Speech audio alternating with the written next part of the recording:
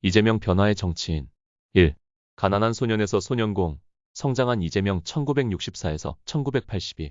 1964년 경북 안동의 산골에서 태어난 이재명. 그는 7남매 중 5째로 태어났고 극심한 가난 속에서 자랐습니다. 어린 시절 그는 소년공으로 일하며 가족을 부양했고 왼팔에 장애를 입은 사고를 겪기도 했습니다. 검정고시를 통해 중고등학교를 졸업하고 법학과에 입학하며 새로운 삶을 꿈꾸기 시작했습니다. 2. 변호사 시절 사회적 논란과 전과 1986에서 2005. 1986년 변호사로서 첫 발을 내디딘 이재명.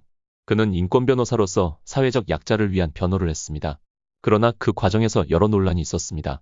전과는 총 4번으로 주로 공무집행방해와 모욕죄 등의 혐의가 포함되었습니다. 이 사건들은 그가 정치에 입문하기 전 법적 문제와 대중의 시선에 큰 영향을 미쳤습니다. 3. 성남시장 시절 강력한 리더십과 형수 욕설 논란 2010에서 2018. 2010년 성남시장에 당선된 이재명은 강력한 리더십을 발휘하며 성남시의 재정을 크게 개선했습니다. 그는 복지와 주택 개발을 중점적으로 추진하며 성남시의 재정적 자립을 이끌었습니다. 하지만 그가 성장하는 과정에서 형수 욕설 사건이 발생했습니다.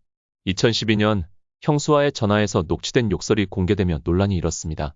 이 사건은 그의 공직 윤리와 인간적 신뢰에 대한 큰 논란을 불러일으켰고 이재명은 이에 대해 공개 사과를 하며 이후 정치적 이미지 회복을 위해 노력했습니다. 4. 대장동 사건 변호사비 대납 의혹 2018에서 2022. 2018년 대장동 개발 프로젝트가 성남시에서 시작되었고 이재명은 공공환수 원칙을 주장하며 추진했습니다. 그러나 개발이 진행되면서 민간업자들이 수천억 원을 챙긴 사실이 밝혀지며 이재명은 부패 의혹에 휘말리게 되었습니다. 또한 변호사비 대납 의혹도 제기되었으며 그가 불법 자금을 받아 변호사비를 대납했다는 주장도 있었습니다. 이재명은 이에 대해 법적 대응을 하며 모든 의혹을 부인했지만 논란은 계속됐습니다. 이 사건은 그가 대선에 나설 때까지 그의 정치적 입지를 흔드는 중요한 요소로 작용했습니다. 5. 피습 사건, 정치적 위기 2024. 2024년 이재명은 가덕도 유세 중 갑자기 흉기 공격을 당했습니다. 한 남성에게 경동맥을 찔려 중상을 입은 그는 긴급히 병원으로 이송되었습니다. 당시 공격자는 정치적 보복을 목적으로 한 것으로 여겨졌으며 사건 직후 경찰은 공격자의 의도를 조사하기 시작했습니다. 이재명은 이후 법적 대응을 통해 사건의 진상을 밝혀내려고 했고 이 사건은 그의 정치적 입지와 관련된 중요한 변곡점이 되었습니다. 6. 윤석열 탄핵과 담 넘는 사건 2024에서 2025. 2024년 이재명은 윤석열 대통령 탄핵과 관련된 정치적 위기 속에서 큰 논란에 휘말렸습니다. 당시 국회에서는 탄핵 소추안을 논의 중이었고 이재명은 국회의사당 담을 넘는 사건을 일으켰습니다. 이는 그가 강경한 정치적 메시지를 전달하기 위한 행동으로 해석되었습니다. 이후 탄핵 소추안이 통과되며 이재명은 정치적 승리를 거두었다고 평가되기도 했습니다. 이 사건은 그에게 강한 정치적 인물로서의 입지를 확고히 하는 계기가 되었습니다. 7.